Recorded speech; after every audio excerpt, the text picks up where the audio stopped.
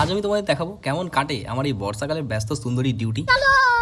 দেখো দিনটা ছিল এক সুন্দরী জলজলে দুপুর, মানে এই বৃষ্টি পড়তেই ছিল আর কি, চারিদিক তো পুরো জল হয়ে গেছে। আর আজ আমার ছিল ইভিনিং ডিউটি, মানে 2টা থেকে 8টা পর্যন্ত। যাই হোক, আর এখন বাজে ঘড়িতে পাই দুপুর 1টা, আমি রেডি হচ্ছে আমার ডিউটির জন্য। আর হ্যাঁ, অনেকে আমায় বলে যে আমি কেন এত ক্যামেরার সামনে চুলটাকে এদিক ওদিক করি বারবার। না মানে দেখো, আমার আর ক্যামেরার সামনে করার আশাটাই বা কি। এখন আমি যদি একটা মেয়ে হতাম তাহলে বলতাম যে আজ আমি এই ক্রিমটা লাগাবো, এরকম ধরনের একটা মেকআপ করবো, এরকম ধরনের চুলটা বাঁধবো, এই ড্রেসটা পরবো। কিন্তু আমি একটা ছেলে ভাই, আমাদের রেডি হতে কত সময় লাগে? মাথায় জল লাগাবো, প্যান্ট পরবো, ব্যাস রেডি। কথা কি ক্লিয়ার না ভেজাল আছে? মানে আসল ব্যাপারটা হলো কোনো রকম ভাবে তো আমার একটু ভিডিও ডিউরেশনটা বাড়াতে হবে নাকি, সে চুল ঠিক করে হোক বা জামা। আর এই বৃষ্টি তো আর থামার নামই হচ্ছে না, আর ওদিকে ঘড়ির কাটাও থামছে না, আর মাঝখানে পড়ে গেছি আমি। তাই তো গ্রীষ্ম কিংবা বর্ষা, ছাতাই আমাদের ভরসা। ওটা মাথায় নিয়ে আমি চললাম আমার কাজের জায়গায়। এখন যদি এটা আমার স্কুল বা কলেজ টাইম হতো, দূর যাবোই না, আজকে যাবে এই অবস্থায়।